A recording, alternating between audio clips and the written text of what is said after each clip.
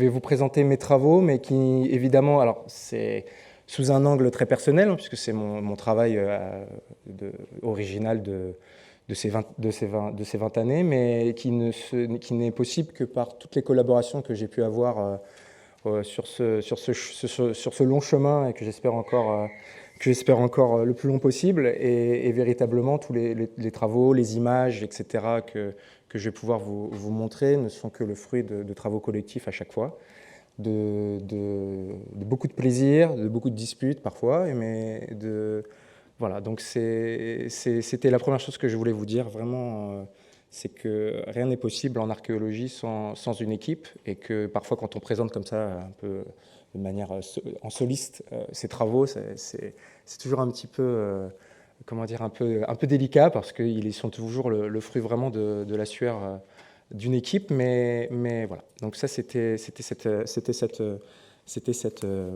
première chose. Alors, je me suis pris au cas où, parce que je suis un petit peu parfois voilà, capable de partir dans tous les sens, donc je vais essayer d'être bien cohérent. Donc, j'ai appelé cette conférence donc, avec ce terme de sentiment, donc le style, un sentiment du monde paléolithique.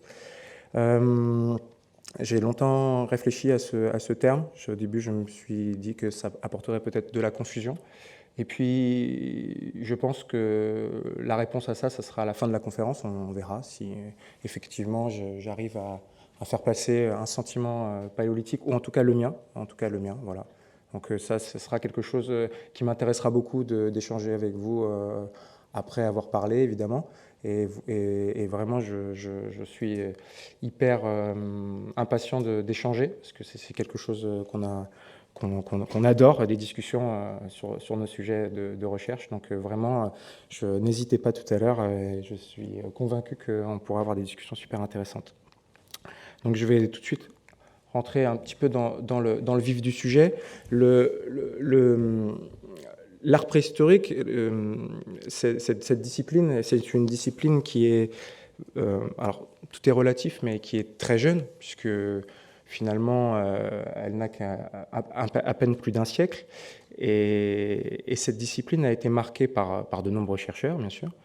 Et deux d'entre eux ont marqué de leur empreinte de manière indélébile la discipline et ont été quasiment les deux grandes figures de cet art préhistorique. Ces personnes qui n'ont pas évidemment, qui se sont succédées dans le temps.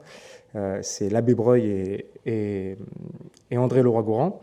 Et si vous voulez, j'ai été très soucieux de parler de ces deux chercheurs, parce qu'ils ont vraiment posé de nombreuses problématiques, levé énormément de sujets sur notre discipline.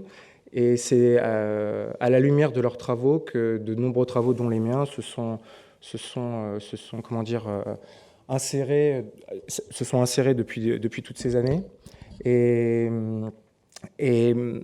maintenant que j'ai essayé de dire ça, je vais essayer de ne pas en dire trop de mal, parce que, si vous voulez, aujourd'hui, les modèles qui ont pu émerger des travaux d'Henri Breuil et d'André Leroi-Gourhan sont des travaux qui ont, sur la chronostylistique, si vous voulez, c'est-à-dire cette manière d'utiliser le style, à savoir la manière dont les figures, les animaux en particulier, ont été représentés, pour pouvoir, en les comparant, proposer une chronologie pour derrière classer dans un ordre chronologique les grottes, les sites. Et si vous voulez, cette démarche qui était la leur et qui est encore aujourd'hui le cas, on le verra, a été faite à leur instant, c'est-à-dire avec un panel de découvertes qui était le leur et qui n'est pas du tout le même qui est le nôtre.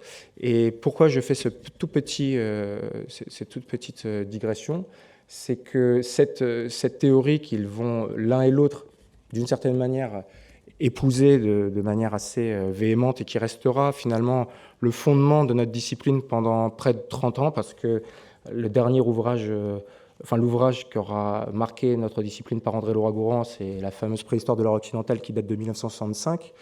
Et avant les découvertes des années 1990, de nombreux sites ornés, on aura le temps d'en rediscuter, comme Cosquer, Chauvet, puis après Cussac, etc., la Garma en Espagne. Ce sont des modèles chronologiques qui ont tenu. Donc ils ont tenu très longtemps. Ils ont tenu avec un argumentaire qui aujourd'hui nous paraît totalement dépassé. Mais il faut surtout, et ça c'est pour moi quelque chose de très important, ne jamais oublier que ces personnes auraient eu largement le pouvoir, la puissance intellectuelle de changer, de modifier leur point de vue avec les nouvelles découvertes. Et parfois, je suis toujours un petit peu du poil à gratter avec certains collègues qui se veulent les tenants de la tradition d'André Leroi-Gourhan ou autre, en disant oui, non, mais sa théorie, c'est comme ça, c'est comme ça. Je lui dis, mais c'est plutôt une forme de, pas de trahison, mais de penser qu'il n'aurait pas changé son point de vue avec les nouvelles découvertes. Je trouve que c'est un petit peu difficile, mais ça, on ne le saura jamais. Mais voilà, donc je voulais commencer par ça, parce que c'est vraiment dans notre discipline quelque chose de fondamental. Les travaux de ces deux on va dire, mastodontes de la préhistoire. Et il ne faut pas que je bouge. Donc ça, c'est... Voilà. Et si vous voulez, pour faire ce résumé, pour être un petit peu plus didactique, l'idée derrière ces travaux, l'idée sous-jacente, c'est ce que je disais, c'est cette fameuse... c'est d'ailleurs le propos même d'André Leroi-Gourhan, une sorte de monter une forme de, comment dire, de courbe ascendante hiérarchique tout au long de la préhistoire, qui va aller des figures les plus synthétiques, ça c'est le terme qu'il utilise, gauche, un petit peu parfois enfantine, et qui vont aller de plus en plus, qui vont être de plus en plus naturalistes, de plus en plus réalistes, avec l'apport de la perspective, ce genre d'éléments. Et donc, plus on va avancer dans le temps, voilà, c'est l'idée de cette théorie, plus on avance dans le temps, plus on va, comment dire, aboutir à des figures qui, entre guillemets, en termes de dextérité graphique, sont évoluées, et en termes de technique, sont maîtrisées. À savoir que, voilà, que ce soit la perspective, que ce soit la sculpture, ce genre d'éléments, il y a une sorte vraiment de montée en puissance de l'art préhistorique sur 20, 30 000 ans. Voilà. Malheureusement, ou heureusement bien sûr, dans les années 90, comme je le disais, de nombreuses grottes ont été découvertes, des grottes assez fondamentales pour notre travail et pour l'histoire de l'humanité surtout, notamment la grotte Chauvet que j'ai mis ici. Et lorsqu'on a découvert la grotte Chauvet, si vous voulez, sans avoir fait de datation aucune avant de l'avoir étudiée, on a, si vous voulez, ce sentiment que par sa dextérité, par la réalisation de la plupart de ces figures, on se trouverait devant des figures relativement récentes à l'échelle de l'art paléolithique, de par leur rendu. Et lorsque les datations de la cavité vont tomber, et on parle d'une cavité, d'ailleurs il y a un article célèbre qui porte ce nom, Chauvet, la grotte la mieux datée du monde, puisque des centaines, voire maintenant des milliers de datations ont été faites dans la cavité, il se trouve que c'est la cavité, en tout cas l'une des cavités les plus anciennes du monde. Donc le modèle, finalement, s'effondrait simplement à la datation de Chauvet, à partir du moment où on en était certain, et c'est le cas. Ce modèle de progression, finalement, dans l'art, du mieux en mieux réalisé, s'effondrait. Et donc, il a fallu repenser les choses, revoir un petit peu tous les sites qu'on connaissait, puisque, évidemment, les sites sont très nombreux et méritaient un réexamen. Mais si vous voulez, ces années 90 ont été une sorte de pivot, une sorte de tournant un petit peu dans la recherche en art paléolithique, avec donc Chauvet, bien sûr. Alors Chauvet, c'est 94, déclaré en 95, mais il y avait un tout petit peu avant Cosquer, en 91 aussi. Il y a la Garma, il y a Cussac en 2000, vous voyez, donc puis on en a encore découvert. Donc il y a eu une sorte comment dire, de point de fixation autour de cette période en fait, historiographique, qui a permis à de nombreux travaux, dont les miens, de pouvoir être un petit peu plus à même d'exister. Et donc ça, si vous voulez, ça a quand même été quelque chose de capital pour notre discipline. Il faut juste quand même peut-être redonner un petit peu la vérité sur le fait que les années 90 n'ont pas suffi à elles seules à remettre ce système en question. Et d'autres chercheurs avaient déjà émis certains doutes sur ce volet chronostylistique et sur cette linéarité, je vais changer de mot, cette dimension linéaire de l'art paléolithique. Et donc, par exemple, Peter Hucko avait, dès les années 70, largement critiqué ce modèle. Et puis après, il y a eu, et ça c'est l'histoire de la recherche, des choses vraiment très intéressantes, l'émergence de la New Archaeology, avec la valeur, toute cette dimension sociale dans le style. Et tous ces travaux-là ont permis je vous promets, j'arrête sur les couvertures de livres. Après, c'est fini. Il m'en reste une ou deux, après c'est terminé.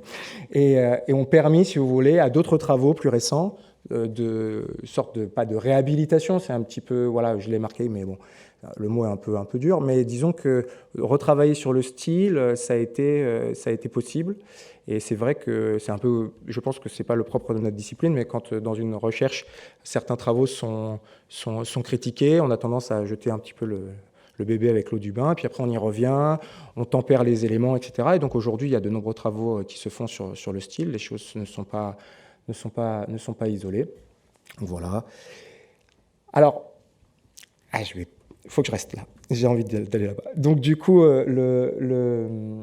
ça pour moi, c'est quelque chose de très intéressant, et ça c'est vraiment mes dernières couvertures, parce que souvent notre discipline, et ça c'est quelque chose de fondamental, c'est nourri de ces grands travaux sur la chronostylistique, que ce soit ceux de Laurent Gourand, d'Henri Breuil, mais d'autres chercheurs. Et si vous voulez, on était très centré sur les pensées des préhistoriens, alors que les travaux sur le style, bien évidemment, n'ont pas attendu la préhistoire pour prendre toute une dimension. Et c'est vrai que moi, j'ai pu souffler par d'autres collègues, bien sûr, c'est toujours cette dimension collective, c'était pas du tout une initiative personnelle, mais soufflé par d'autres collègues, notamment Georges Sauvet, qui me disait, mais quand même, va voir de ce côté-là, va voir de ce côté-là. Et c'est vrai qu'au niveau de l'histoire de l'art, notamment avec les travaux de Panofsky que sûrement vous connaissez sur l'iconologie, avec la manière de décrire les tableaux, le sens des éléments, etc., le sens de tous les attributs, etc. Il y a chez l'historien de l'art, donc moi je suis archéologue, donc c'est vraiment une démarche différente, mais il y a quelque chose à piocher dans la structure du style, dans sa manière de le décrire, etc. Et puis, de manière encore plus peut-être spectaculaire, parce que vraiment, notre mission, c'est vraiment de travailler sur ces sociétés du passé et de comprendre comment elles vont s'organiser les unes avec les autres et comment elles vont se comporter sur des territoires définis ou non, sur des aires géographiques et temporelles très, très importantes.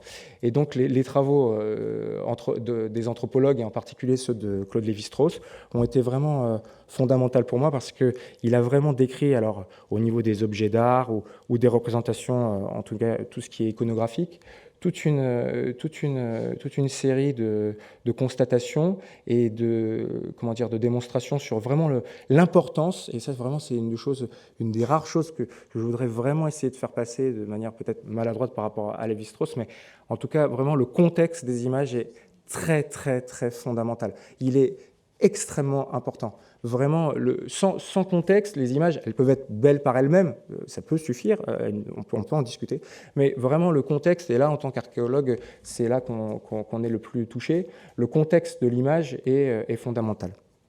Alors, pour apporter du coup du contexte et du lien, je voulais juste vous illustrer concrètement, et c'est un petit peu un pari aujourd'hui, je vais tenter ce pari avec vous, c'est d'essayer de vous faire un petit peu rentrer dans mon intimité de chercheur. C'est quelque chose que je fais pas souvent. On a souvent l'habitude de parler devant des collègues, et donc on a moins besoin d'essayer de les convaincre. Oh, quoique ça ne veut rien dire en fait. Bon. Mais disons que je vais essayer de vous faire rentrer dans mon intimité, dans le sens où essayer de vous montrer comment je vais... sur ces 20 années, je vais essayer d'arriver à une sorte de conclusion, d'interprétation de ces images sociales, et comment je vais y arriver, mais concrètement, quels sont un petit peu les outils technologiques, statistiques, stylistiques que je vais utiliser. Voilà, alors ça peut paraître un petit peu, comment dire, un peu froid, mais je vais essayer vraiment de le rendre le plus didactique possible et essayer de vous convaincre. Et comme ça, quand on en discutera, ça me donnera énormément d'éléments pour voir ce qui peut pêcher et ce qu'il faut renforcer.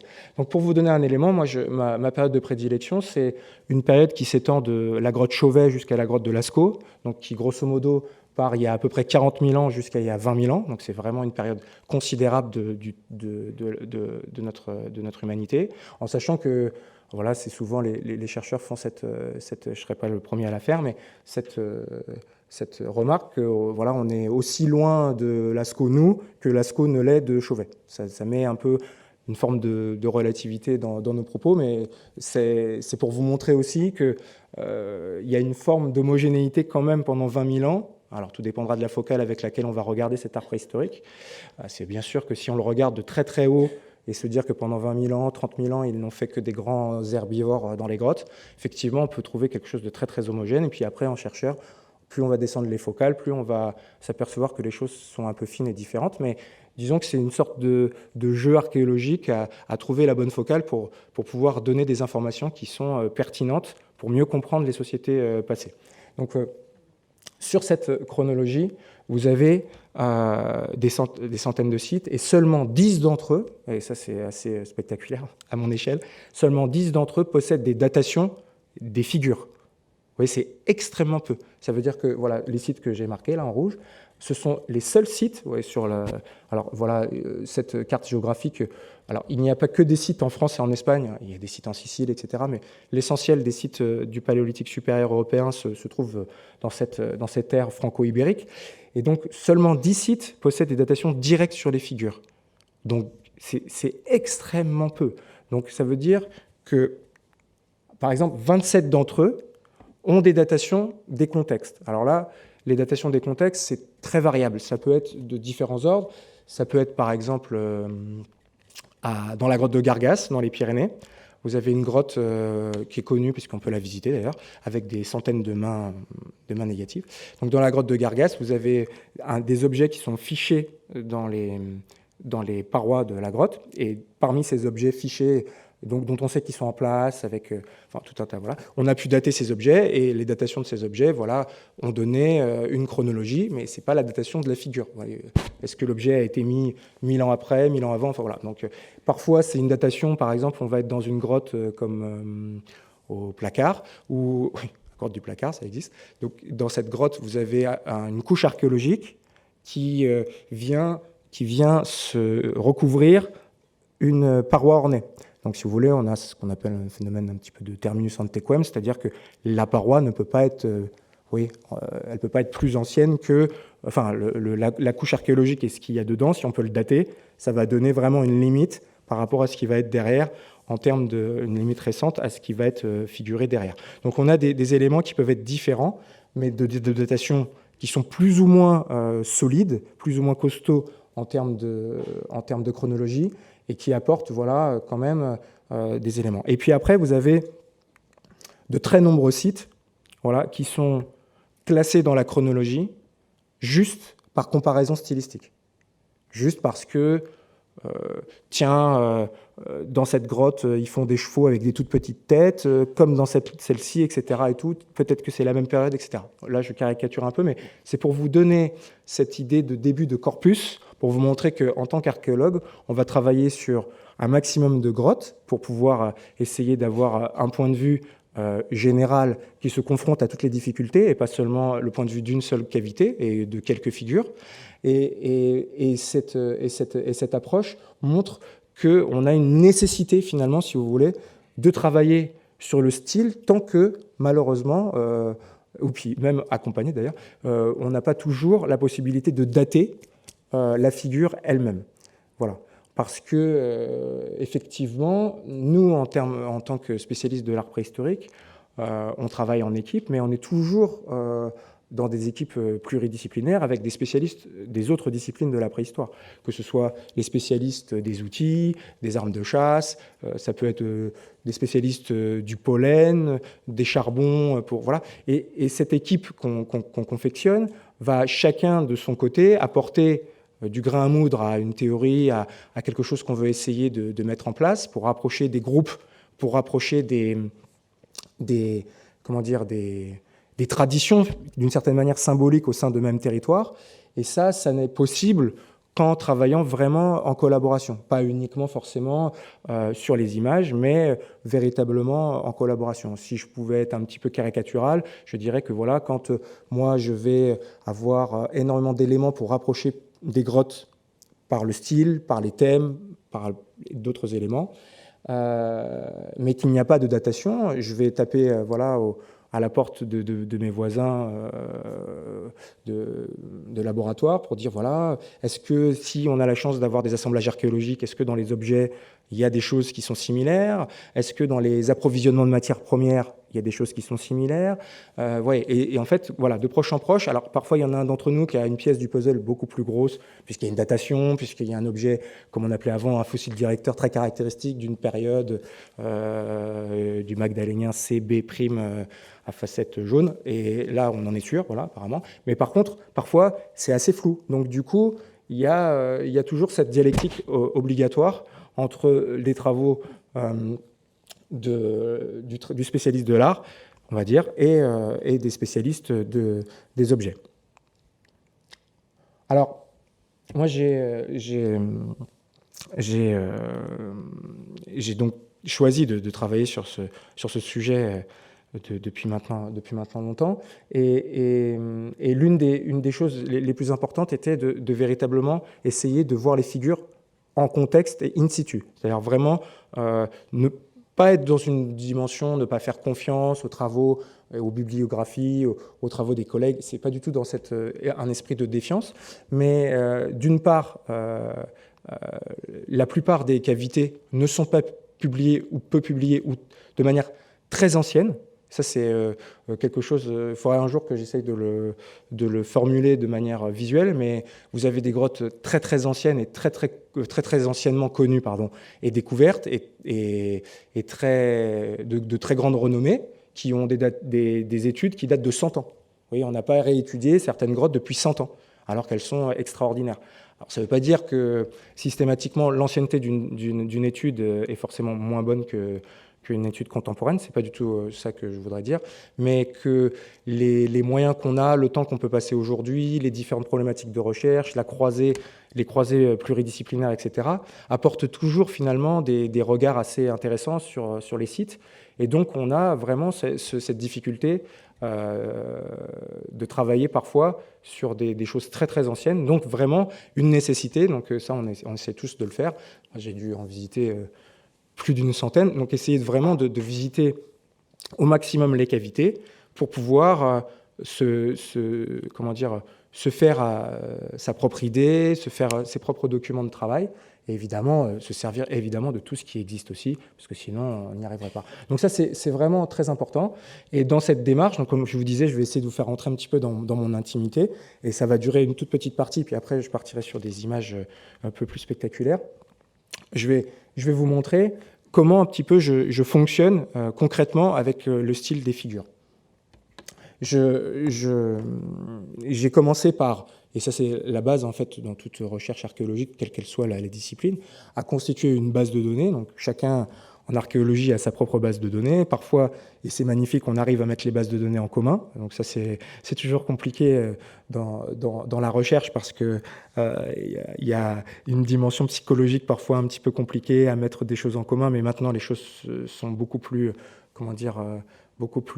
tranquilles à ce niveau-là, et on arrive à travailler beaucoup plus en commun sur des bases de données où chacun peut venir nourrir une base de données commune, mais on en discutait encore avec un collègue cette semaine.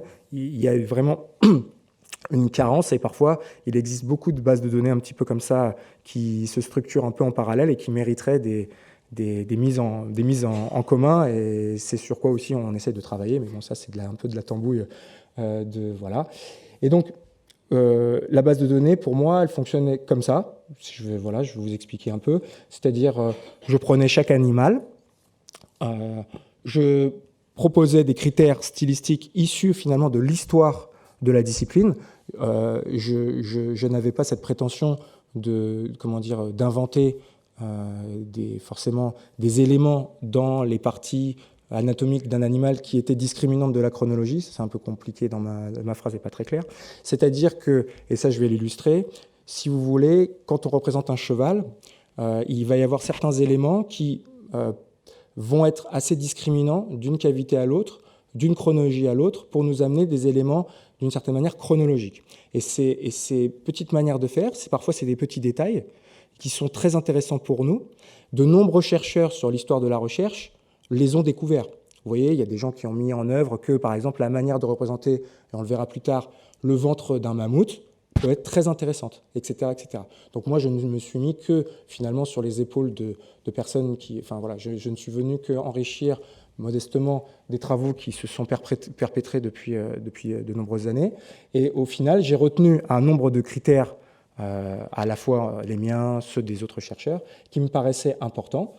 Peu importe les critères, je veux vous dire là, est-ce qu'il a par exemple, est-ce qu'il a ses organes sensoriels présents, est-ce qu'il a ses yeux, est-ce qu'il n'a pas ses yeux, est-ce qu'il a une perspective des membres, est-ce que ses membres sont en boule, est-ce qu'ils sont en pointe, est-ce qu'ils sont ouverts, est-ce qu'il a une crinière, est-ce que sa crinière est double, est-ce qu'elle est comme ci, est-ce qu'elle est comme ça. Vous voyez, c'est un peu une manière de passer un petit peu à la moulinette les images, avec des critères assez nombreux au départ, qui vont diminuer parce que certains critères vont s'avérer être non discriminants, à savoir jamais présents, ou alors tout le temps présents. Et donc, s'ils sont tout le temps présents, ils n'ont pas beaucoup d'intérêt. Vous voyez, si je décris une chaise en disant qu'elle a un dossier, il y a quand même peu de chances que je discrimine les chaises, elles vont toutes avoir un dossier. Donc, fatalement, c'est une sorte de... Et c'est pour ça que je vous disais, j'essaie de vous faire rentrer un petit peu dans une forme d'intimité de ma recherche. C'est la moulinette avec laquelle je passe les images, et qui me permet d'avoir des tableaux comme ça, qui sont...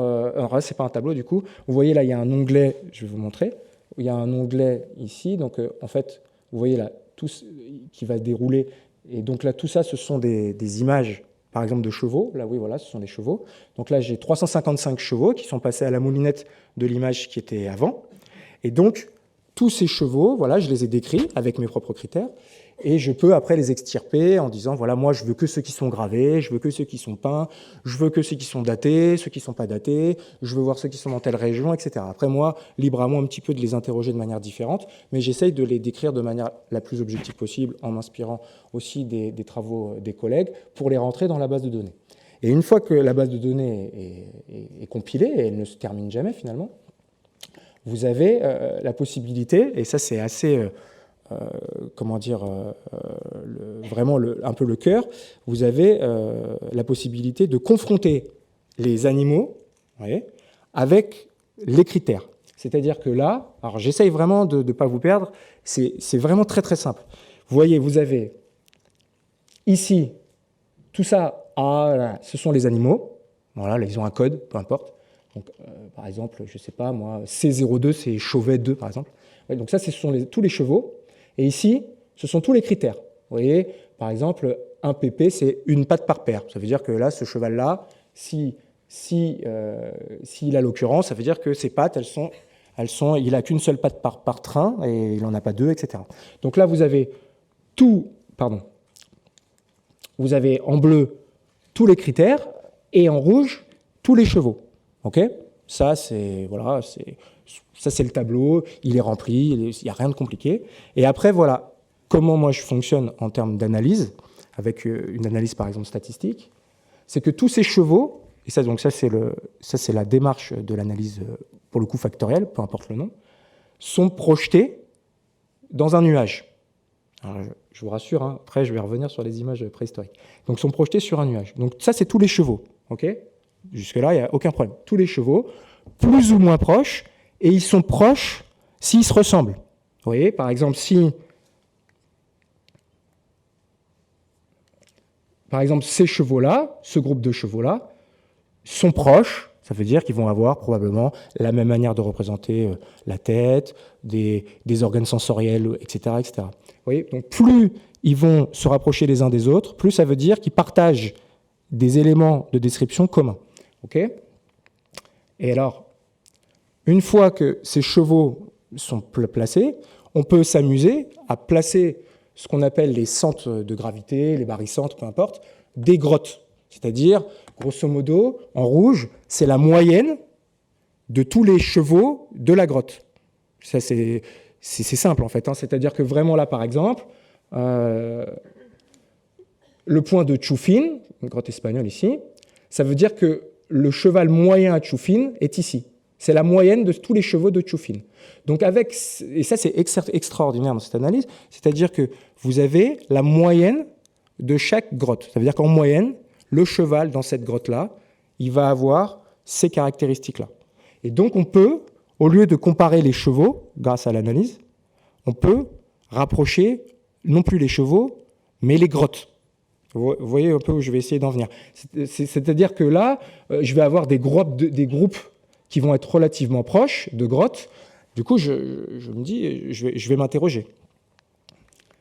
Et une fois que, du coup, on arrive à un degré supplémentaire de l'analyse regroupe deux groupes distincts. C'est l'analyse qui dit, voilà, dans votre analyse, c'est l'ordinateur, il dit, voilà, il y a deux groupes qui semblent s'opposer dans l'analyse. Donc il y a un groupe A et un groupe B. Et après, nous, en tant qu'archéologues, on interroge ces groupes, on se demande à quoi ça correspond concrètement. Et il se trouve que dans les groupes A, voilà, donc toutes les figures du groupe jaune, ce sont des figures plutôt synthétiques, plutôt schématiques. Bon, le mot est peut-être pas le plus approprié, schématique, mais disons qu'avec pas de détails anatomiques, pas de perspective, etc. Et que dans le groupe B, on a des animaux avec plus de détails, de la perspective, etc., des yeux, des oreilles, etc. Donc on a deux groupes distincts. Ça, c'est l'analyse qui donne ce résultat et qui correspond finalement à des choses, on pourrait dire qu'on enfonce une porte ouverte, des choses qu'on avait déjà depuis de nombreuses années observées, que effectivement, il y a des grottes avec des figures plus schématiques et puis des grottes avec des figures plus réalistes. Là, on n'a rien trouvé d'exceptionnel. Mais on l'a retrouvé. Après, ce qui est intéressant, c'est d'ajouter, là j'ai mis en violet, on ne voit peut-être pas très bien, les dates, pour voir ce que ça correspond à une réalité chronologique. Donc on voit, parce qu'on a peu de dates, que le peu de dates qu'on a, donc en bas, voilà, le peu de dates qu'on a correspondent à des périodes plus anciennes pour ce cercle que les dates pour le cercle supérieur. Donc on se dit, bon, finalement, alors il nous a dit, le roi Gourand, montée croissante hiérarchique de plus en plus réaliste, ça ne tient pas la route, tout ça et tout. Et puis après, il nous fait toute une démonstration pour nous dire que les grottes les plus anciennes, elles sont schématiques et les grottes les plus récentes, elles sont plutôt réalistes. Mais en fait, et ça c'est très intéressant, il existe un troisième groupe, au milieu. Et ce groupe-là, c'est un groupe, lorsque l'on s'intéresse aux datations, qui est encore plus ancien que le groupe jaune. Et ce groupe-là, et ça, je veux juste que vous le gardiez en mémoire, ça c'est important pour la suite de ce que je vais vous dire, il a à la fois des caractéristiques du premier groupe et à la fois des caractéristiques du second groupe. C'est capital. Il a à la fois des figures, alors parfois des figures entièrement schématiques, on peut donner des exemples, que ça peut être dans la grotte Chauvet par exemple, et à la fois des figures beaucoup plus réalistes. Et parfois, parce qu'on pourrait dire, oui, mais ça dépend, peut-être qu'il y a eu des personnes qui sont repassées après, la chronologie, Stéphane, est-ce que tu es bien sûr, etc.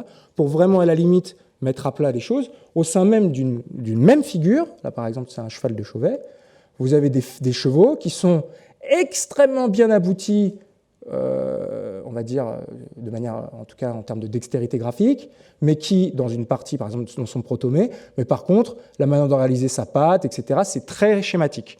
Donc, véritablement, il y a un groupe plus ancien qui semble, à la fois, ne pas avoir choisi, ou avoir choisi de, procéder à la fois à des figures réalistes, et en même temps, un peu plus schématiques. Et ça, c'est très très important, vous allez voir pourquoi après. Alors, je vais vous montrer des figures préhistoriques. Désolé, c'était un peu long. J'ai la chance depuis maintenant 5 ans de diriger un programme de recherche, et évidemment sans l'aide de mes collègues ici qui sont véritablement avec moi sur le front de ce travail où on est près d'une vingtaine de chercheurs. Donc dans la grotte de la Moute, c'est une grotte qui a permis, alors c'est petit aparté, la reconnaissance de l'art préhistorique. C'est dans cette grotte qui a été formulée cette reconnaissance. C'est une histoire un petit peu un petit peu intéressantes. On peut en parler éventuellement dans une discussion plus tard.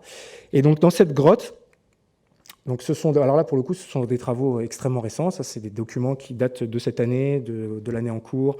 Donc là, vraiment, je vous livre l'actualité de notre recherche scientifique la plus actuelle possible. Donc dans cette grotte, on a la salle des bisons, qui possède ce nom puisqu'on a de nombreuses représentations d'animaux, dont des bisons, qu'ici, voilà, ici, là, donc, ce bison-là, voilà. Donc vous voyez, c'est des bisons qui font près d'1 mètre de long quand même, ils sont assez grands. Donc on a une sorte de composition, voilà, donc de ces gravures. Alors pour la petite histoire, ce bison, il a été moulé pour l'exposition universelle de 1900. Donc, donc par rapport à ce que je disais tout à l'heure, il est toujours très très intéressant de travailler dans des grottes qui ont été étudiées il y a de très très nombreuses années, parce qu'avec des nouvelles problématiques, vous arrivez à répondre à de nouveaux questionnements. Et voilà, donc ça c'est le cas de notre problématique dans la grotte. Et dans cette grotte, une de nos questions centrales, c'est de quand date cet art préhistorique, dans la mesure où on n'a pas de datation directe sur les parois, puisqu'on a essentiellement des gravures, mais pas que, mais on n'a pas de datation, puisqu'on n'a pas de charbon, et donc on a du manganèse qui n'est pas datable en termes de peinture. Et donc, de quand datent les peintures et le dispositif orné. Donc ça, c'est vraiment notre problématique dans la grotte. Et donc, il y a des problématiques archéologiques, on va dire pures et dures, sur des fouilles, avec l'étude des objets, l'étude donc, des outils, etc. Mais de notre côté, sur le pariétal, ce sont les formes des animaux qui peuvent nous apporter des éléments chronologiques. Et par exemple, sur ce panneau des bisons, on a des bovidés qui sont réalisés avec les cornes vues de face. C'est ce que Breuil appelait perspective tordue, c'est-à-dire que l'animal est de profil et un de ses éléments anatomiques, lui, est de face. C'est pour ça qu'il a dit tordu. Voilà. Donc l'animal est de profil, on le voit bien, hein. Et puis donc les cornes sont de face. Donc cet élément, on le voit voilà, sur d'autres bisons du panneau. Cet élément formel, oui, cet élément formel en fait, qui est compréhensible par forcément le groupe, et c'est ça qui est très intéressant pour nous, est capital parce que lorsque l'on réfléchit à notre base de données, qu'on compare nos bisons aux autres bisons des autres cavités qui sont datés, qui ne sont pas datés, etc., ces bisons, on s'aperçoit que quand ils ont les cornes... Ah, pardon, excusez-moi. Quand ils ont les cornes de face, voilà, c'est cette petite icône, aux deux tiers, voilà, on est dans une période ancienne de l'art paléolithique. Il n'y a quasi ou aucun bison aux cornes de cette manière à partir, par exemple, du Magdalénien. Donc vous voyez, alors évidemment, ça demande de travailler sur les corpus en entier, parce que sinon, si à chaque fois qu'on en trouve un, on dit que forcément il est ancien, sans avoir des éléments chronologiques, on finit par se mordre la queue et avoir un système comme ça, cyclique, enfin, ça n'a pas de sens. Mais pour le moment, en termes de contexte, et c'est pour ça toujours cette dimension de contexte, c'est capital, on a véritablement un indice chronologique dans la manière de réaliser les cornes qui nous dit, oh là là, l'équipe là, avec ses cornes de face, le Magdalénien, sur ce panneau, on oublie. Donc, c'est très important, c'est-à-dire ça nous donne un élément discriminant, chronologique, pour participer à la discussion. Souvent, il ne suffit pas forcément, mais il est parfois de taille, et il amène énormément d'eau au moulin de la discussion chronologique, chronoculturelle d'un territoire. Donc ça, c'est vraiment très, très intéressant. D'autres éléments, en fait, selon les animaux, c'est pas toujours... alors là, pour les bisons, par exemple, les cornes, c'est très important chronologiquement. La manière dont ils représentent les cornes, c'est très important. Évidemment, il y a des choses qui doivent nous échapper. Peut-être que, je vais dire n'importe quoi, la manière de représenter le chignon est aussi très important. Bon, il ne nous a pas semblé. Pour l'instant, quand on fait nos bases de données, quand on les décrit, il ne semble pas que cette manière soit discriminante. Jusqu'à ce que peut-être un autre chercheur apporte une autre un autre regard sur la figure du bison et disent, voilà, mais peut-être aussi la manière de représenter la queue est importante, etc. Donc nous, on s'efforce de représenter, de travailler sur toutes les possibilités, mais après, c'est vraiment une étude humaine, donc il y a des choses qui nous échappent irrémédiablement. Et donc, d'un animal à l'autre, on va voir que ce ne sont pas du tout les mêmes parties qui sont importantes, pas importantes en soi, mais importantes dans une discrimination d'ordre chronologique. Là, je vous donne cet exemple. C'est une grotte sur laquelle on travaille actuellement avec des collègues en Dordogne qui s'appelle la grotte Jovel. C'est aussi assez extraordinaire. Et là, c'est vraiment, on a fait la première étude, on a commencé notre étude cet hiver. Donc vraiment, c'est les toutes premières photos qu'on a faites. Donc là, vous avez une figure de mammouth. Je vais vous la passer, la montrer un peu parce qu'elle n'est pas forcément évidente si on n'a pas l'habitude. Donc ça, c'est la ligne de dos avec la bosse. La deuxième bosse pour la tête qui descend vers la trompe. D'accord ? Et puis là, vous avez une première patte ouverte, là, hop, une sorte d'arche, hop, la deuxième patte, et qui remonte, et hop, une petite queue ici. Vous voyez, est-ce que vous l'avez, voilà. Oh, j'ai du mal à bien viser. Pardon, hop. Donc là, le mammouth est là. Et donc ce mammouth, mais également, alors là, on les voit un peu moins, mais on va le tenter. Le photographe était mauvais. On en a un petit ici qui est extraordinaire. Vous voyez, ça, c'est la ligne de sol. Et dans cette grotte, ce qui est fantastique, c'est fantastique parce que pour nous, archéologiquement, c'est un Eldorado. On a des couches archéologiques qui recouvrent les parois ornées. Donc c'est fantastique parce qu'on sait qu'il y a des gravures qui courent sous les sols et quand on va pouvoir fouiller, on va découvrir de nouvelles gravures. C'est exceptionnel. Et là, donc, on a la ligne de sol. Et ici, vous voyez, on a un tout petit mammouth qui a le même un peu profil que celui d'avant, avec son ventre, comme ça, là, qui fait une sorte d'arche, ses pattes, là, la petite trompe, je tremble un peu, ça, c'est sa ligne de dos. Et vous avez son cousin ici, pareil, avec son arche ventrale, comme ça, en ogive, là. Et le pointeur, je n'arrive pas à le gérer. Hop, voilà, et la figure est là. Et donc, pourquoi je vous montre ces figures ? Parce que la manière de représenter les mammouths avec cette arche ventrale, pareil, ça appartient à un seul moment à un moment de la chronologie, et pas à un autre. Pareil, au Magdalénien, il y a sur des centaines de mammouths, on n'a pas un mammouth, jusqu'à présent, après c'est peut-être évolutif comme théorie, mais jusqu'à présent, on n'a aucun mammouth représenté avec cette arche ventrale. Donc pour nous, c'est très très important. Alors ça ne veut pas dire qu'on ne va regarder que les ventres, mais pour être très honnête, quand on est dans une cavité et qu'on découvre un mammouth, un des premiers éléments sur lesquels on va vite se précipiter, c'est un petit peu la manière dont il représente le ventre, parce qu'on sait que ça peut être discriminant.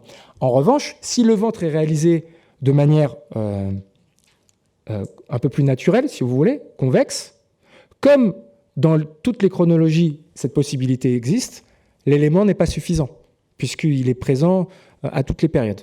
Donc, si vous vous retrouvez devant un mammouth un peu gracile avec un ventre convexe, ça ne vous donne pas un élément chronologique. Il peut très bien être ancien, il peut très bien être récent. D'accord ? Par contre, si le mammouth a son ventre concave, là, vous vous dites, là, sur 100 ans de recherche, des milliers de livres et quelques datations, on n'en a aucun.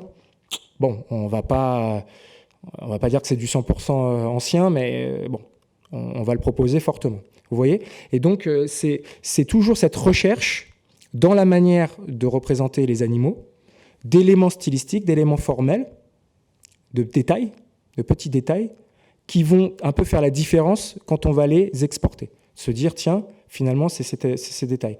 Et ce qui est très compliqué, c'est que nous, on pose des regards, et moi le premier en permanence, des regards de 2023 sur des figures qui datent de 30-40 000 ans, et notre regard est forcément influencé par ce que nous, on attendrait d'être le plus important pour une figure. Par exemple, quand je vois un mégacéros, vous voyez ces grands cerfs qui ont des bois, qui font plusieurs mètres de long, on imaginerait que la manière de représenter les bois, c'est vraiment ça qui va jouer, qui va peut-être les différencier d'une culture à l'autre. La manière dont et en fait, pas du tout.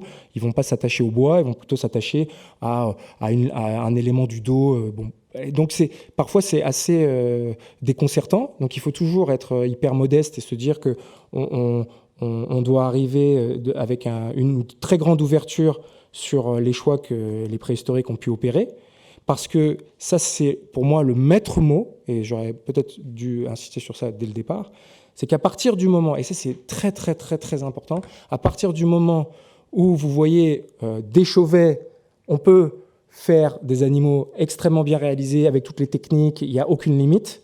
À partir du moment où on décide de réaliser des figures de manière synthétique, petite tête, gros ventre, etc., c'est un choix du groupe. On peut discuter, un choix de l'artiste, mais un choix du groupe. Et donc nous, en tant qu'archéologues, on travaille sur ces choix. Parce que si après c'était une question de, on va dire, de limite cognitive, en sachant, bon bah là ils n'ont pas fait de perspective parce que ils n'étaient pas assez malins pour faire de la perspective. Nous, du coup, c'est sec dans notre analyse. Il n'y a pas de dimension. Là, à partir du moment où on sait que l'utilisation de la perspective ou non relève du choix et pas de la capacité, ça nous permet vraiment de tisser des liens entre certaines figures et trouver du lien à ce discours, à ce langage, à cette symbolique à cette croyance qui va être apposée sur les parois pendant 20, 30 000 ans. Donc ça, c'est vraiment important, cette notion de choix sur laquelle nous, on va travailler. Donc ces animaux, voilà, d'autres éléments qui participent du choix, par exemple la manière de représenter les têtes des chevaux. Alors je vais passer un peu plus vite parce que ça participe un peu de la même démonstration. La manière de représenter ces chevaux qu'on a appelé dans la discipline bec de canard, une manière un peu sinueuse de représenter leur tête. Vous voyez, c'est des animaux qui vont envahir l'espace européen, mais à une période chronologique. Bon, large, certes, mais qui vont disparaître. Donc quand on trouve un cheval avec cette tête, vous voyez, ça donne encore une fois un autre indice chronologique. Et c'est vraiment cette démarche, essayer de repérer les manières de faire discriminantes qui vont pouvoir être comparées les unes aux autres et les intégrer toujours dans un énorme corpus qui intègre les données des collègues, les vôtres, la bibliographie, vos enquêtes de terrain, pour pouvoir être le plus solide possible quand vous proposez d'inféoder une manière de faire, un style, à une période, même si ça reste toujours interrogatif, mais de la manière la plus, on va dire, solide possible. Un autre exemple avec les manières de faire les têtes des félins. Vous voyez, on a des félins, oui, ce sont des félins avec une manière un peu tréflée de figurer leur tête. Et cette manière-là, pareil, va être rapportée à une période de la chronologie et pas à une autre. Donc on a véritablement une recherche, comme ça, une sorte de traque des éléments les plus pertinents pour proposer des chronologies ou d'autres. Et là, une dimension peut-être un peu supérieure et qui, pour moi, est très intéressante, c'est que j'ai essayé de montrer que chez les animaux, les espèces elles-mêmes peuvent avoir des éléments spécifiques, mais qu'en est-il quand on travaille sur tous les animaux ensemble? Alors évidemment, là, par exemple, l'exemple des pattes est très intéressant parce que tous les animaux ont des pattes. Alors évidemment, nous, on a très peu de serpents, ce genre de choses, voilà. Mais donc, si on part du principe qu'on va pouvoir mettre dans son corpus de chercheurs, dans son corpus d'analyse, l'ensemble des animaux, que ce soit les bisons, les mégacéros, les chevaux et les bouquetins, etc., on va travailler sur leurs pattes. Et ce qui est très intéressant, et là je vais faire appel aussi à ce que je vous disais tout à l'heure sur les nuages et ce fameux troisième groupe qui possédait à la fois des choses très réalistes et puis très synthétiques, vous avez des périodes où les choses, quel que soit l'animal, vous voyez là par exemple on est dans la grotte de Téja, et que ce soit un auroch ou un cheval, la manière de représenter les pattes, elle est très très proche.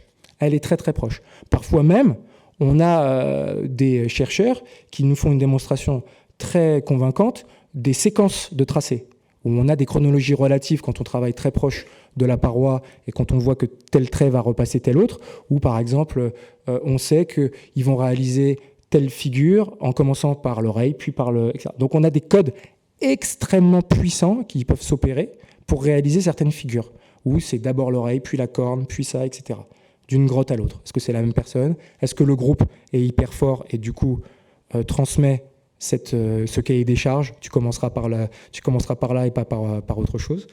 Donc ça, c'est une question. En revanche, pour des périodes plus anciennes, j'ai pris un exemple, par exemple, la Chauvet, où quel que soit l'animal, que ce soit par exemple un mammouth ici, un mégacéros, vous voyez, donc il n'a pas de bois, ou un cheval, vous avez des manières différentes, à la fois dans la forme, c'est-à-dire que vous avez des pattes ou ouvertes, ou en pointe, ou un peu naturalistes, la forme, mais aussi la perspective.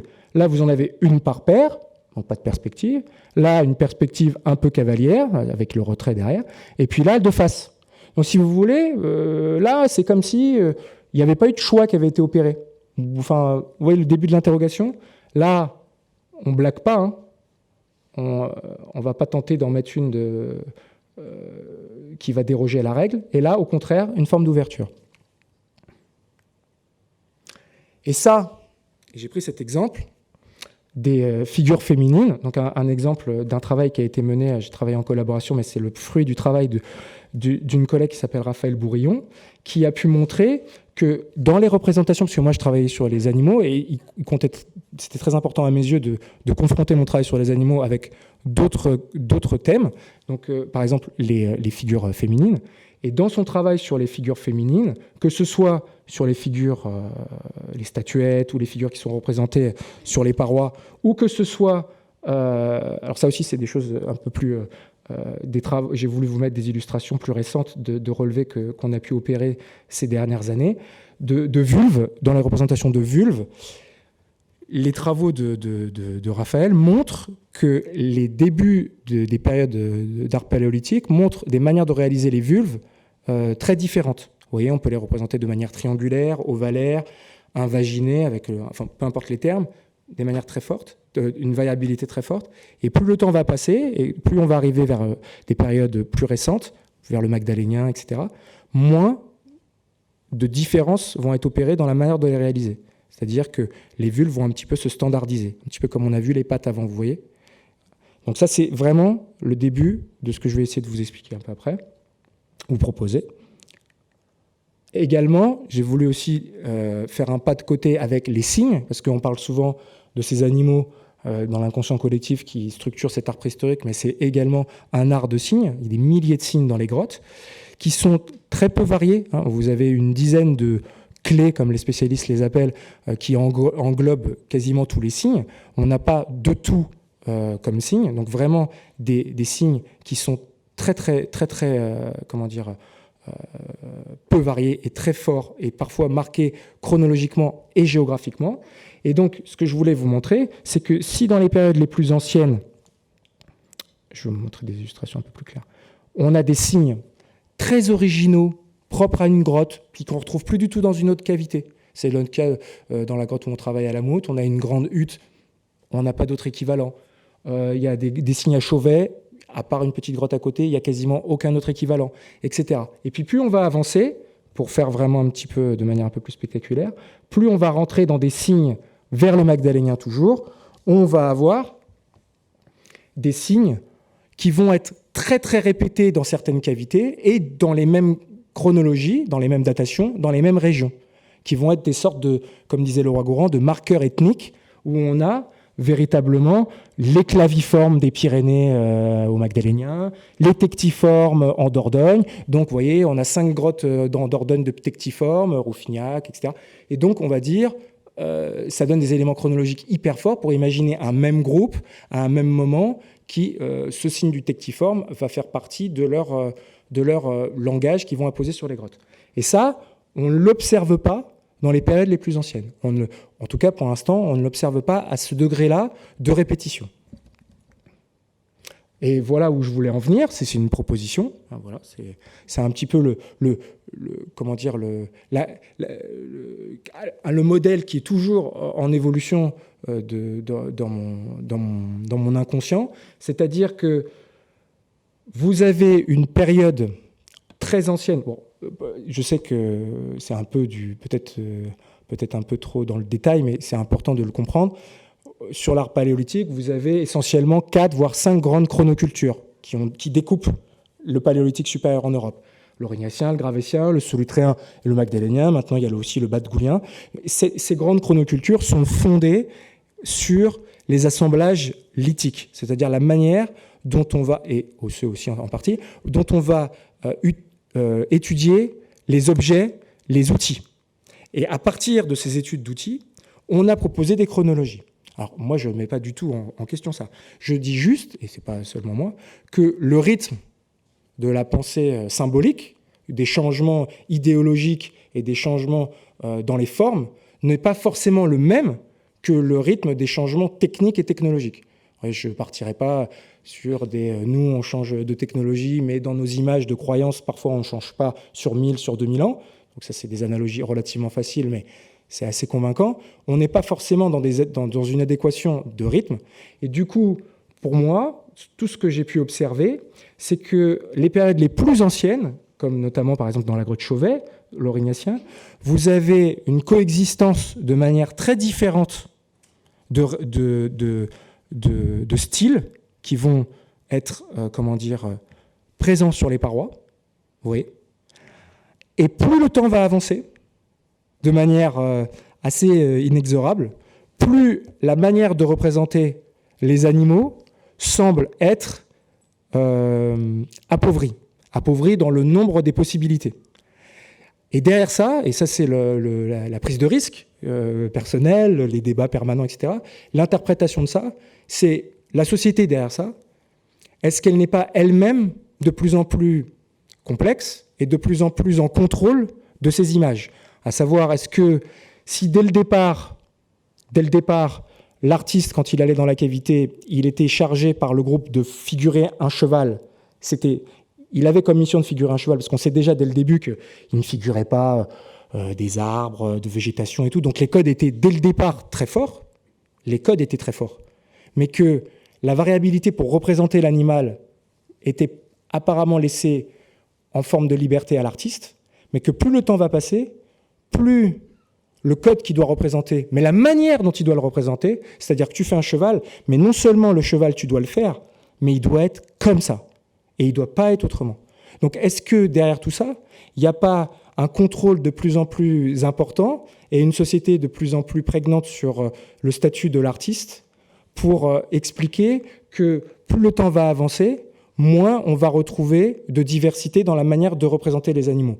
Et c'est quelque chose qu'on va observer aussi, par exemple, sur les vulves. On va observer aussi cette explosion dans les signes avec ces répétitions. Donc il y a des éléments qui convergent, qui sont évidemment à mettre en perspective avec énormément... Voilà, bon, je vais essayer de le formuler de manière un peu plus...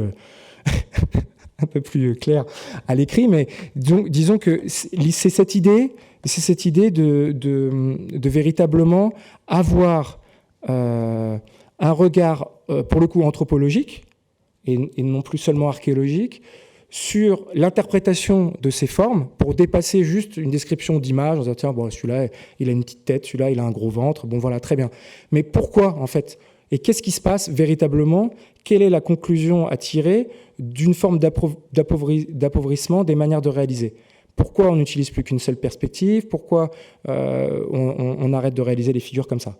Et c'est cette interprétation que je propose, qui est toujours sujet à discussion, qui peut être intéressant.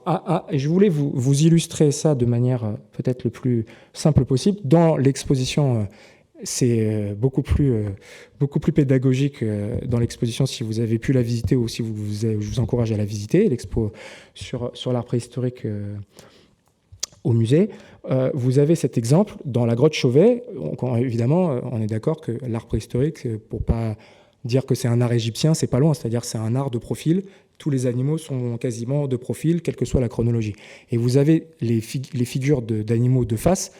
Si on peut les compter sur les doigts d'une main ou de deux, il y en a très très très très très peu. Et dans la grotte Chauvet, donc les périodes les plus anciennes, vous voyez la notion d'opportunisme, de liberté, il n'y a plus ce verrou, ce contrôle. Vous avez par exemple une figure de bison où, alors évidemment en 2D ça ne rend pas trop, mais vous avez cette figure qui va vous regarder de face, si vous, et le dièdre rocheux fait que la réalisation de son corps est à 90 degrés, une sorte de 3D. Et ça, c'est pour montrer vraiment qu'à partir du moment où ils l'ont fait il y a 40 000 ans, il n'y a pas de raison qu'ils ne le refassent pas plus tard. Qu'ils aient fait cette 3D il y a 40 000 ans, pourquoi ils ne le referaient pas plus tard? Si ce n'est qu'ils n'avaient plus le droit ou que les codes étaient beaucoup plus forts et qu'il fallait rester dans le code. Donc voilà, c'est cette idée de vous dire que véritablement, comme je le disais en préambule, ce n'est qu'une petite pierre dans une pierre personnelle, hyper modeste, dans une réflexion sur toutes les images qui nous sont disponibles, en essayant de les nourrir, en continuant à travailler sur des grottes récemment découvertes ou récemment étudiées comme Jouvel, ou très anciennement découvertes comme la Moute, par exemple, pour pouvoir arriver à avoir les corpus les plus stables, les plus riches possibles, en sachant qu'on n'a qu'une partie, on a une découverte, on a une vision qui est fatalement, parcellaire de la réalité paléolithique. Quel pourcentage on a des grottes qui sont véritablement, qui ont été vraiment peintes dans l'histoire? 10%, 20%, 80%? Ça change énormément de choses dans notre vision de chercheur. Donc ça, c'est quelque chose qui est très intéressant. Et il faut vraiment garder cette modestie, cette distance en disant, voilà, moi j'amène une petite pierre, comment toi, collègue, tu la reçois, et construire cette dialectique pour vraiment nourrir le propos au maximum, pour permettre les discussions les plus riches possibles. Donc ça, c'est vraiment un petit peu cette démarche qui est fatalement en permanence collective. Je vous remercie.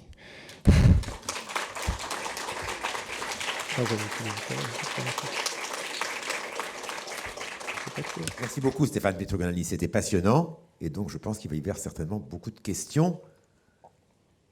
Qui est le premier intervenant?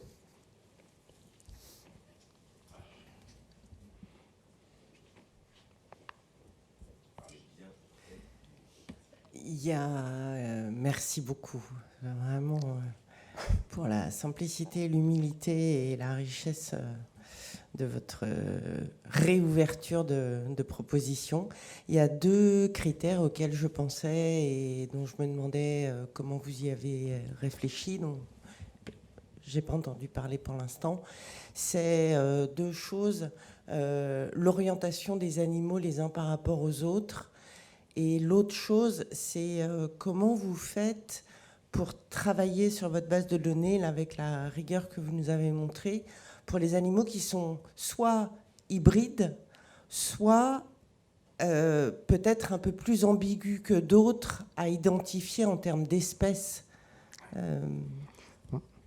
Alors, merci pour votre question. Alors, je vais commencer par la deuxième partie. Les figures parfois on appelle indéterminées, c'est vous mettez le doigt où ça fait mal, en fait, parce qu'aujourd'hui, on a des programmes collectifs de recherche. J'ai des collègues qui participent ici et qui sont présents dans la salle, exclusivement sur cette dimension, parce que quand on réfléchit sur les corpus, le pourcentage de figures indéterminées, qui peut varier d'un chercheur à l'autre, hein, chacun n'a pas le même degré interprétatif. Oui. Et puis ça peut aller de l'indétermination à quel niveau est-ce que c'est au niveau du taxon, c'est-à-dire au niveau de l'espèce même? Est-ce que si je vous dis par exemple c'est un cerf ou un renne, ok, mais si je vous dis est-ce que c'est un cervidé, il y a une part d'indétermination, ça reste un cervidé, ça peut être un cerf ou un renne, donc il y a une perte d'information.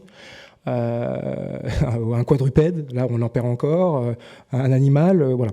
Et cette question des indéterminés qui est traitée dans tous les travaux d'art préhistorique et qui est vraiment sous-jacente à toutes les analyses, elle est hyper importante. Et donc on a essayé cette dernière année, vraiment, donc c'est hyper actuel, de travailler avec des collègues sur le degré d'indétermination, on va dire, et en apportant un regard qui est celui des archéozoologues, qui, eux, ont encore plus que nous d'indéterminés dans leurs travaux. Ils ont des petits objets, parfois des petits os tout cassés, je simplifie, désolé, ils ne sont pas là. Et parfois, ils sont très embêtés pour dire c'est quelle espèce, parce qu'un fragment, si il est trop petit, ou voilà, il n'apporte pas d'éléments diagnostiques. Et donc, ils ont des corpus d'éléments en archéozoologie un déterminé très important. Et du coup, il fonctionne avec des tailles, des poids, d'autres éléments qui sont les nôtres. Et donc, on a essayé d'avoir une sorte de dialectique cette année pour essayer de croiser notre degré d'exigence pour déterminer une figure avec leur degré d'interprétation, pour essayer d'affiner ce degré, pour pouvoir ne plus avoir une sorte de... Bon, bah, celui-là, il m'embête un peu, je ne sais plus trop quoi en faire. Hop, il part dans les indéterminés, puis on n'en fait rien, pour les conserver et ne pas les mettre sous le tapis. Donc ça, c'est vraiment quelque chose qu'on essaye de travailler et qui est très, très compliqué. Après, pour les figures un peu plus hybrides, on a des catégories, anthropomorphes, anthropozoomorphes. Parfois, selon les chercheurs, ça peut changer. Mais quand on est sur des choses qui sont hybrides entre deux espèces ou entre une espèce et un être humain, par exemple, ce sont des choses qui sont relativement à la marge en termes de statistiques, ça existe, hein, mais en termes de nombre, c'est relativement peu. Ça ne veut pas dire que ce n'est pas intéressant, mais c'est des choses sur lesquelles vraiment aussi on travaille. Et la deuxième et la première chose que vous évoquiez, c'était l'orientation des figures et la manière dont elles sont orientées les unes par rapport aux autres. Alors là, il y a eu de nombreux travaux qui ont pris en considération les orientations des figures.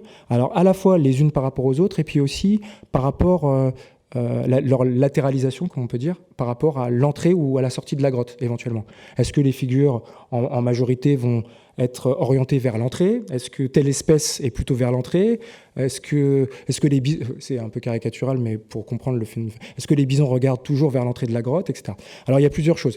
Déjà, dans une grotte, c'est très compliqué. C'est rarement... un conduit, et je parle sous le contrôle de collègues. Il n'y a pas très longtemps, il y a encore quelques mois, on remplissait des fiches où on prenait toutes ces informations et on était devant une figure et on se disait, bon, alors là, elle regarde vers l'entrée ou elle pas? Et je lui disais, bah, là où on est, ça regarde vers l'entrée par rapport au sens, nous, on irait vers l'entrée, mais en termes de points cardinaux, c'est plutôt vers la sortie. Donc, parfois, déjà, c'est difficile à décrire, parce que les choses avec le volume de la paroi, on n'est pas trop sûr de la direction. Donc ça, parfois, c'est compliqué.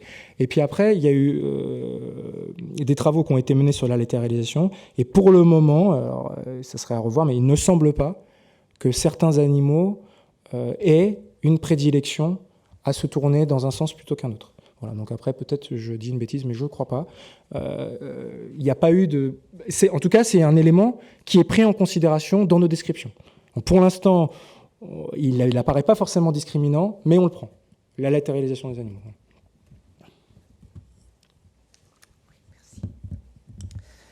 J'ai deux petites questions. La première, c'est est-ce que la couleur, vous en tenez compte pour les datations, dans votre démarche?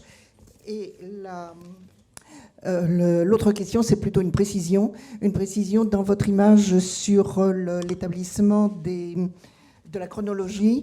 Vous avez donc 70 sites qui n'ont pas de datation.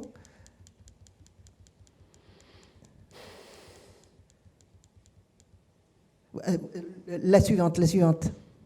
Voilà. Alors, vous avez des colonnes, donc aucune datation.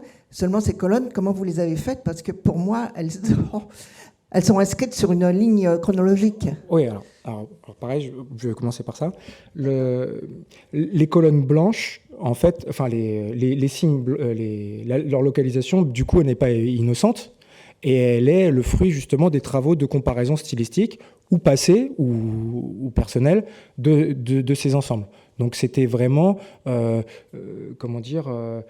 manière de les placer dans la chronologie, puisqu'elles ont été décrites comme ça. Par exemple, je vais prendre par exemple la grotte des Bernous, là, la grotte des Bernous, deuxième colonne en haut. Elle est placée dans les périodes les plus anciennes, d'accord. Les éléments, on a des thèmes, alors là, c'est pas les styles, mais des thèmes anciens, donc des félins, mammouths, rhinocéros. Ça renvoie à des périodes anciennes. Et la manière de réaliser les figures, on a ce fameux museau tréflé des félins qui renvoie aux périodes anciennes. Donc on a des éléments du style, des éléments des thèmes. Malheureusement, on a fait une fouille, c'est un site que j'ai dirigé pendant quelques années, on a fait des fouilles archéologiques, on n'a pas trouvé d'éléments diagnostiques et de couches en place. Donc on n'a pas pu avoir d'éléments de contexte suffisamment importants pour adouber notre proposition chronologique, mais pour l'instant, dans l'état actuel des choses, on la place là. Donc ça répond un peu à votre question. Certains sites, c'est pas moi-même, hein, évidemment, la plupart d'entre eux, qui les ai posés dans la chronologie, mais d'autres chercheurs. Et ces sites-là, vraiment, sont positionnés en fonction des travaux sur le style, sur le thème. Et pour répondre à votre deuxième question, et pour faire un peu le lien avec celle-ci, par rapport du coup à la technique sur la peinture, j'en ai pas beaucoup parlé. En fait, bien évidemment que dans mes travaux, je prends en considération toute la dimension technique des figures, qu'elles soient gravées, peintes, modelées, etc. Il se trouve que, et ça c'est un siècle de travaux, que les éléments techniques purs n'apportent très peu d'éléments chronologiques. Alors, je vais essayer d'être un peu convaincant, c'est-à-dire que à partir du moment où techniquement tout est maîtrisé, donc à Chauvet il y a quasiment toutes les techniques, la technique ne renvoie pas vraiment à une période, c'est-à-dire qu'il n'y a pas, bon, à partir de là c'est bon, ils maîtrisent la sculpture, ça veut dire qu'ils sont un petit peu évolués, on passe au solutréen. Non, dès le début, toutes les techniques sont maîtrisées. Si vous avez en tête, par exemple, ces petites statuettes fantastiques du Jura Swab en Allemagne, qu'on a aussi, on a ou d'autres exemples extraordinaires qui sont dans l'exposition, vous avez ces petites statuettes qui datent des plus anciennes de 40 000 ans. Donc techniquement, technologiquement, la dimension technique, ça ne veut pas dire que parfois, pour toujours un peu dire qu'on n'a pas vraiment de réponse en archéologie, parfois toujours des questions. Ça ne veut pas dire que parfois il y a des contre-vérités. Par exemple, dans une vallée, en Espagne, à une période, on va faire des figures ponctuées. Ça peut exister ailleurs, mais ça va être vraiment l'archétype de cette vallée à cette période. Les groupes vont se sentir obligés de réaliser des figures ponctuées, ça va être leur marque de fabrique, et donc techniquement, ça apporte une chronologie, parce qu'elles sont les unes et les autres homogènes, etc., pour d'autres éléments. Mais ça ne veut pas dire que la ponctuation en elle-même date d'une période. Mais un phénomène technique peut être inféodé à une période pour une forme de tradition momentanée, dans un lieu précis, dans une chronologie, mais en elle-même, la technique, de manière un peu, on va dire, empirique, elle ne donne pas d'éléments formels de chronologie. Mais on la prend quand même en considération parce que ça apporte énormément d'éléments. Et en plus, nous, ce qui est très compliqué, c'est que la couleur sur les parois n'est datable que quand il s'agit de manganèse. Alors, il y a d'autres méthodes de datation. Maintenant, on peut dater parfois les voiles de calcite. C'est le calcaire qui va se couler le long de la paroi, va former un voile de calcite. On peut maintenant dater ces voiles de calcite. Du coup, on ne date pas la figure, mais on date le voile. Du coup, si on dit que le voile a 30 000 ans, la figure qui est derrière, elle a au moins 30 000 ans. Donc maintenant, il y a des progrès, il y a des problèmes dans les datations, donc on s'écharpe dans des articles pour dire vos méthodes de datation, ça ne va pas du tout, etc. Donc c'est un peu la foire d'empoigne parfois sur les méthodes de datation, mais il y a vraiment une progression dans nos méthodes en termes de date, et en plus, c'est beaucoup moins invasif qu'avant. Avant, on y allait de manière costaud pour faire des prélèvements sur les figures, et maintenant des têtes d'épingle permettent d'avoir des datations extrêmement précises, et c'est vraiment extraordinaire. Mais malheureusement, que ce soit dans la grotte Jovel où on travaille en ce moment, ou que ce soit dans la grotte de la Moute, pour le moment, on a peu d'éléments en paroi qui nous permettent de dater directement les figures. Peut-être à la Moute, un voile de calcite qui recouvrerait une patte de renne, mais bon, c'est compliqué. Merci. Bonjour. Je voulais poser une question au sujet plutôt de la démographie.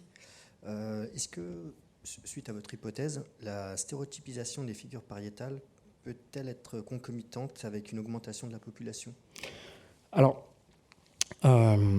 quand les premières fois que j'ai un petit peu présenté ces travaux, j'ai des collègues qui m'ont dit est-ce que tu as lu la paléodémographie, est-ce que tu as lu Bockel, Apple, etc. Est-ce que tu as lu les travaux sur...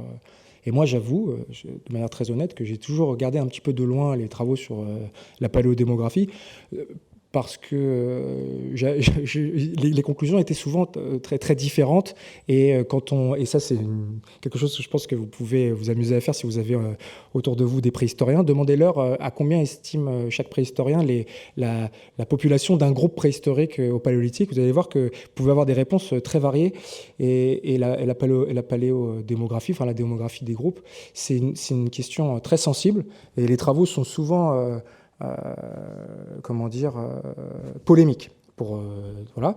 Moi, c'est quelque chose qui m'a beaucoup intéressé. Donc, c'est pas des travaux que j'ai pu mener personnellement. Donc, je me suis inspiré et évidemment et décrit. Certains parlent par exemple d'explosion démographique à partir du Magdalénien, qui augmenterait les populations. Explosion démographique, c'est des termes extrêmement lourds, à prendre avec des pincettes. Certains, les cheveux se hérissent sur leur tête quand ils entendent explosion démographique. Ils disent, attendez, explosion démographique, on parle de combien d'habitants, 10 000 habitants sur toute l'Europe, c'est quoi cette histoire d'explosion démographique, etc. On raisonne aussi sur très peu de squelettes. On a une connaissance un peu ce que je disais, hyper fragmentaire de la réalité. Alors, pas pour balayer d'un revers de la main la démographie et la paléodémographie, je pense que c'est capital, mais les études en paléodémographie montrent que, quand on les prend comme ça, montrent qu'il y a une montée en puissance de démographie tout au long du paléolithique supérieur. Donc, j'en ai pas parlé, mais effectivement, c'est quelque chose où j'ai utilisé moi-même cet argument pour essayer d'argumenter mon process. Donc, je vais l'assumer aujourd'hui. Donc, pour moi, il y a une montée démographique, mais c'est pas moi qui fais ces études sur la démographie.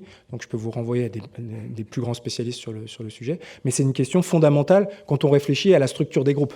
C'est fondamental. Et sur la diversité des rôles et des spécificités au sein de chaque groupe, et ça renvoie à énormément de travaux fondateurs sur notre discipline, et pas que sur le pariétal, sur la spécificité des tailleurs, de pierre, enfin sur énormément de choses. Donc c'est fondamental.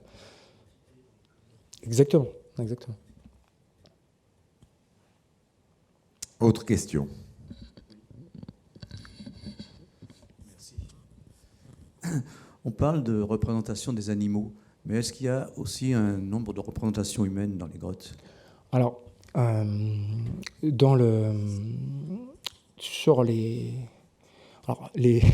a un dernier ouvrage qui a un petit peu bouleversé nos changements de corpus, mais disons que sur les 4-5 000 figures animales, on va dire, il peut y en avoir 6 apparemment selon les dernières recherches, mais moi j'étais resté sur 4-5, il y a un pourcentage très faible de figures humaines, très faible. C'est un pourcentage qui est complexe à analyser parce que, comme il est très faible, on fait cette erreur, moi le premier, quand il y a moins de choses et qu'elles sont spectaculaires, de les exposer beaucoup plus. Et notamment, par exemple, pour les couvertures de livres ou pour les couvertures d'articles, enfin de revues. Et donc aujourd'hui, souvent, vous avez la Vénus de Brassampouille, des statuettes, etc., qui ornent énormément d'endroits emblématiques de la préhistoire, mais qui ne représentent pas statistiquement, en stats, hein, pas en poids d'intérêt, hein, je veux dire. Hein. C'est vraiment un art de figures animales. Il y a très peu de figures humaines. Dans ces figures humaines, la plupart de ces figures humaines sont segmentées. C'est-à-dire qu'on a très peu de figures humaines de représentation du corps de l'homme. C'est très très rare. On a essentiellement des figures sexuelles, et pour le coup de féminines, des vulves, très peu de phallus, donc des vulves, et des figures de mains. D'accord ? Donc c'est l'humain d'une certaine manière, mais un bonhomme représenté. Donc on a tous, par exemple, la scène du puits de Lascaux, par exemple, où on a cet homme allongé à côté de ce bison. C'est quelque chose d'extrêmement rare. Et en plus, on a très rarement des hommes qui ne sont pas un petit peu zoomorphes, avec une tête animale, etc. Il y a des cas, hein, il y a des cas de figure, où on a mais c'est très très rare. Des plaquettes gravées de la grotte à la Marche, par exemple, où on a des figures humaines. Il y a d'autres exemples, mais du coup, on est vraiment dans un art. C'est énormément d'animaux, énormément de signes géométriques, d'accord, avec très peu de variabilité dans ces signes. Donc pas tout et n'importe quoi, pas des spirales, etc. Donc vraiment des codes très forts, et très peu de figures humaines. Et par exemple, aucune végétation. Pas d'arbres, pas de forêt, enfin, pas de soleil, pas de rivière. En tout cas, de manière évocatrice, de manière figurative. Ça pose aussi cette notion cette force. Si vous voulez, on a 30 000 ans de représentation. Vous vous rendez compte le pouvoir des groupes pour que sur ces 30 000 ans, il n'y ait pas quelqu'un qui soit rentré dans la grotte qui dit « Tiens, moi, je vais faire un arbre ». Il n'y en a pas. Il n'y en a pas un. Il n'y a pas un arbre. Et eux, ils se sont quasiment jamais représentés. voyez, des fois on parle, alors là, je vais un peu aller loin, mais dans certaines religions, il y a des interdits, on les connaît tous. Ouais. Parce qu'il y avait là, quand même, sur 30 000 ans, il y a... Alors après, tout dépend des focales. C'est-à-dire que, comme je disais un petit peu tout au début, et c'est un peu provocateur, mais si on regarde de très très haut, je vais vous dire, voilà, pendant 30 000 ans, ils ont fait des grands herbivores, et puis voilà. C'est très monotone. Et puis après, on descend un peu la focale, on voit que c'est très différent selon les périodes. Mais dans l'ensemble, c'est quelque chose qui est quand même très puissant.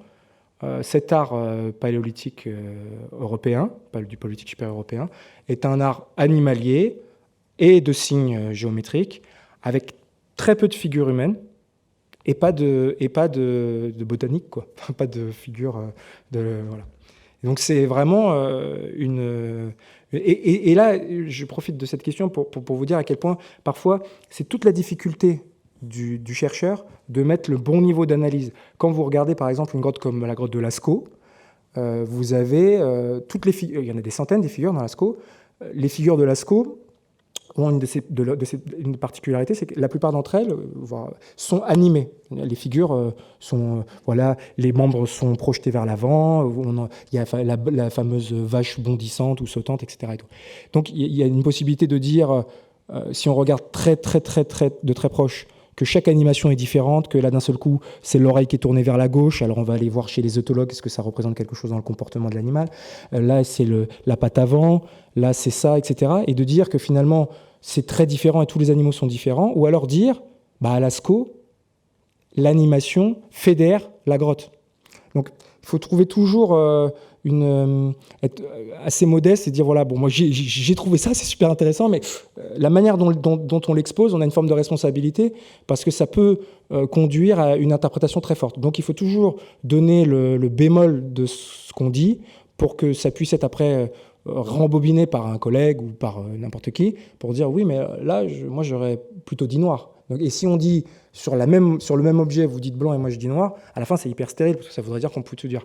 Donc il faut toujours garder une accroche très forte au contexte. Et ça c'est vraiment important. Mais vraiment pas beaucoup d'humains, très peu. Encore une question, oui.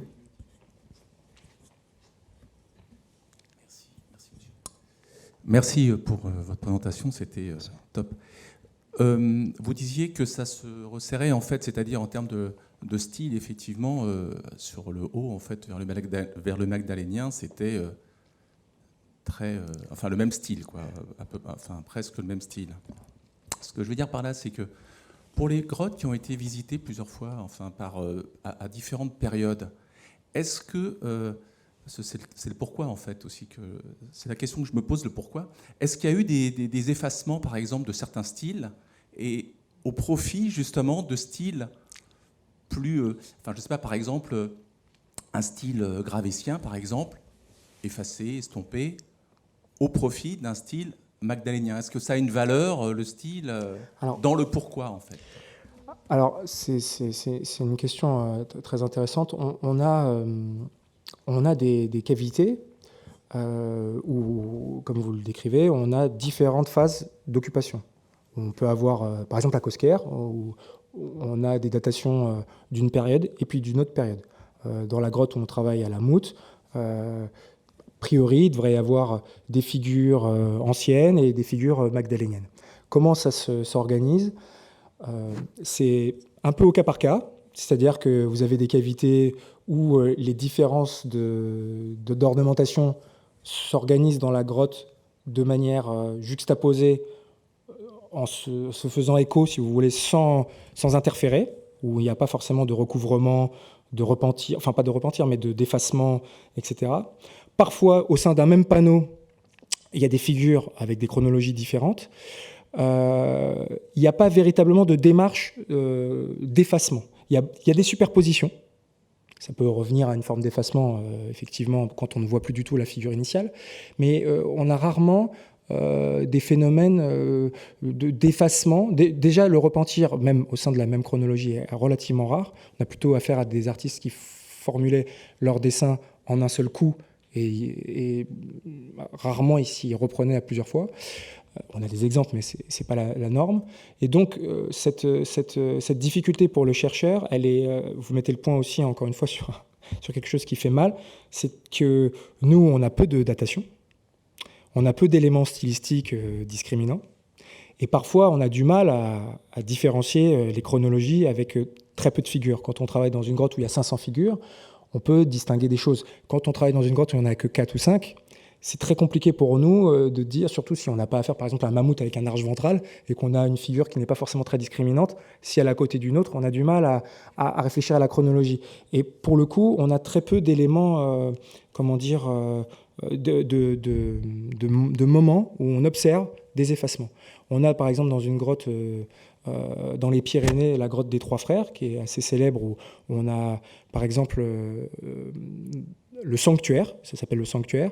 On a des centaines de gravures entremêlées, mais qui sont contemporaines. Hein. Elles sont toutes entremêlées, alors qu'il y a de la place, je veux dire. Il y avait du sens, c'est peut-être mal répondu, mais c'est ce que je veux dire. Il y avait du sens pour eux, et ça nous échappe, à parfois, à un endroit, entremêler toutes les figures, les superposer sur une chronologie ou sur deux, et parfois à juxtaposer et à ne pas entremêler. Et ça nous échappe. On ne comprend pas forcément pourquoi. Parfois, on rentre dans une cavité. Moi, quand je fais visiter, par exemple, la grotte de Lamouth, on avance, et puis des fois, je dis, regardez là, avant d'arriver, par exemple, au secteur orné où il y a les figures, je dis, regardez là, il y a des pages blanches partout. C'est des zones incroyablement fertiles pour... on a envie de faire quelque chose, et il n'y a rien. Et ils vont aller se mettre à un endroit, pas forcément, etc. Et successivement, ça va être tout le temps cet endroit-là qui va être choisi. Pourquoi ? Ça nous échappe un peu. Mais par contre, nous, on travaille un peu sur le comment, et du coup, on le prend en considération. Que dans les choix possibles, le lieu, et ça, des gens ont travaillé beaucoup mieux que moi sur cette question de topographie dans la grotte, à savoir, à tel endroit, est-ce que certains choix vont s'opérer ou à tel autre ? Et du coup, c'est vrai que ça rejoint cette discussion d'effacement, de localisation au sein de la grotte. Et ça nous échappe un peu, malheureusement. Merci beaucoup. Non, plus de questions ? Si, madame, une question, c'est la dernière peut-être.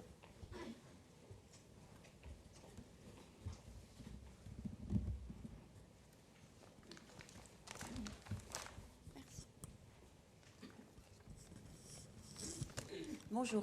Bonjour. Merci pour votre intervention. Je voulais poser une question peut-être subsidiaire, mais je me demandais si la migration des animaux, comme ça se passe en Afrique par exemple, les éléphants, les zébus, les zèbres, fonctionne en fonction de la végétation, du climat. Ouais. Et est-ce que l'orientation des animaux qui sont représentés sur les parois, on s'est posé la question aussi s'il y avait un sens de l'orientation des animaux chassés, en fonction donc du nomadisme de l'homme, Ouais. et